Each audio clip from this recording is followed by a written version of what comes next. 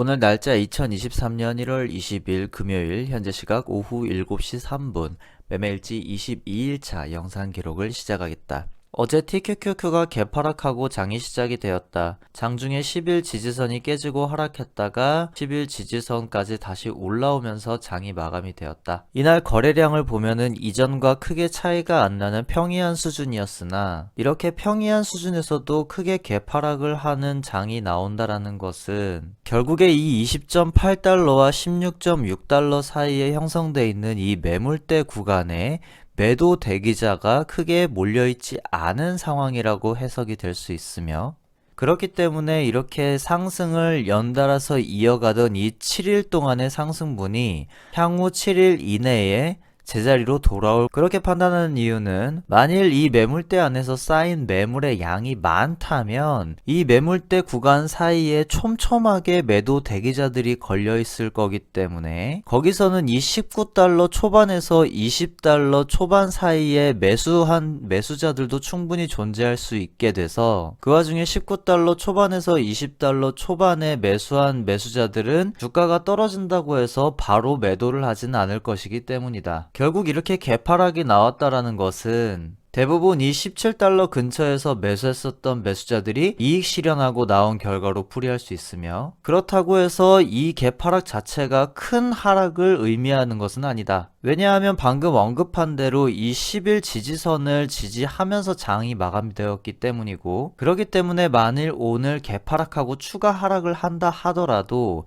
이 20일 지지선이 또 존재하기 때문에 이 20일 지지선이 쉽게 깨지면서 떨어질 가능성은 낮다고 볼 수 있다. 그렇기 때문에 전체적인 그림으로 보면 상승할 때 이 7일 동안 연달아서 상승했었던 이 상승분이 이 이후에 이어질 7일 동안 천천히 하락할 가능성이 가장 높다고 볼 수가 있으며 만일 이 16.6달러가 바닥이라고 한다면 어제 오늘 하락하고 있는 이 추세가 이전 바닥인 16.6달러까지는 도달하지 못하고 그 위에서 바닥을 치면서 상승하는 그림이 나올 때라고 볼 수 있다. TQQQ를 좀 더 길게 봐서 주봉으로 봤을 때는 17달러에서 23달러까지 매물대가 형성되어 있는 상황으로 볼 수가 있고 여기서는 이 24달러 저항선에 도달하기 위해서 이 20주 저항선을 어떻게 돌파를 해주느냐가 관건으로 보인다. 이 20주 저항선을 깨고 상승하는 흐름이 그려지려면 한눈에도 딱 보이는 이 두세 달 전의 거래량만큼의 거래량이 터져줘야 되는데 작년 12월부터 주마다 계속 터져주는 이 거래량의 수준이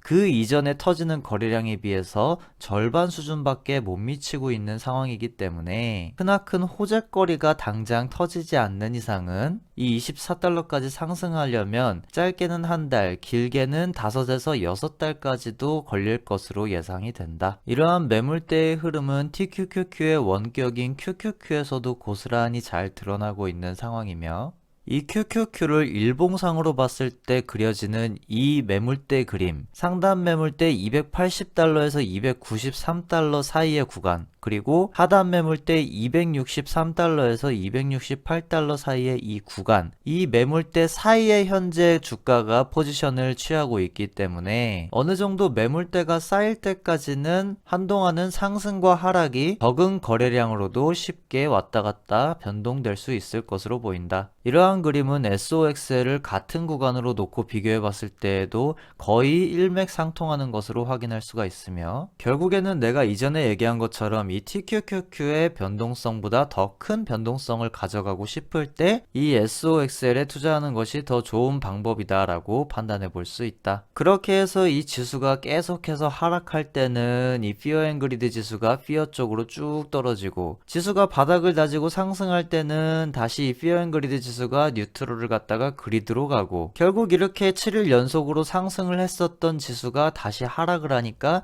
이 그리드가 뉴트럴로 가는 상황인데 이렇게 전형적인 횡보장이 이루어질 때의 피어 앤 그리드 지수도 마찬가지로 피어에서 그리드 사이로 왔다 갔다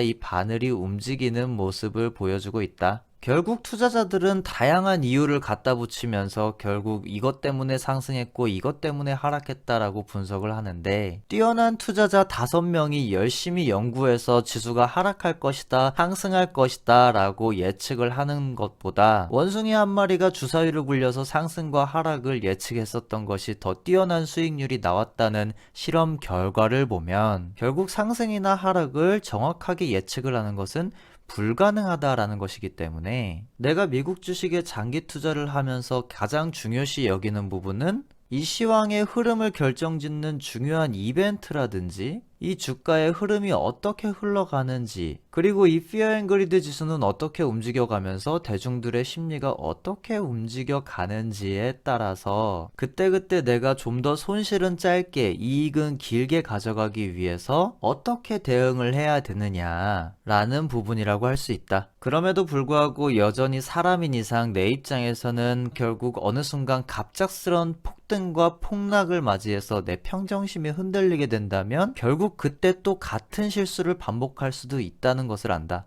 그런 상황이 닥쳤을 때 내가 좀 더 현명하고 빠른 대응을 하기 위해서 이렇게 매일매일 브이로그를 남기면서 내가 매매하는 내용들, 매매하는 습관들을 계속해서 복귀하면서 기록을 하는 것이다. 그렇게 해서 현재 내 계좌 상태를 다시 기록으로 남겨보자면, 어제와 마찬가지로 현재의 주가가 이 매물대의 중간쯤에 포지션을 잡고 있기 때문에 추가로 매수 매도를 하지 않았고, 종목들의 보유 수량은 변함이 없으며 전체 비중이 TQQQ가 48.82%, JPI가 38.72%로 JPI에 비해서 TQQQ의 보유 비중이 약 10%가량 높은 상황이며, 그 외에는 SOXL이 10% 정도의 비중을 가지고 있기 때문에 전체적으로는 이 레버리지 상품의 보유 비중과 이 월배당 상품의 보유 비중의 비율이 약 6대4 정도로 형성되어 있는 상황이다. 영상에서 매일같이 언급한 것처럼 현재의 흐름이 크게 바뀌지 않는 이상 이 3배 레버리지 상품들의 비중을 낮추고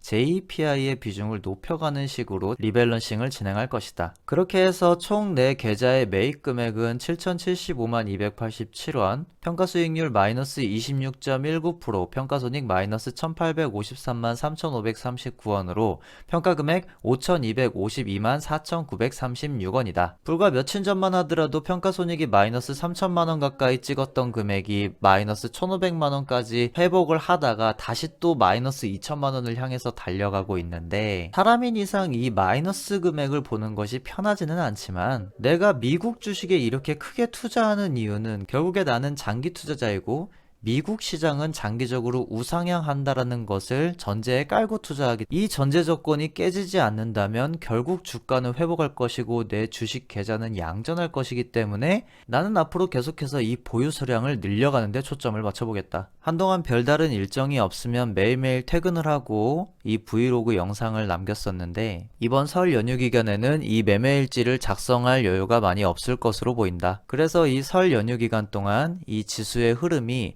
예측하는 수준 이내에서만 편안하게 움직이길 바라면서 오늘의 영상을 마치겠다. 오늘의 영상 끝.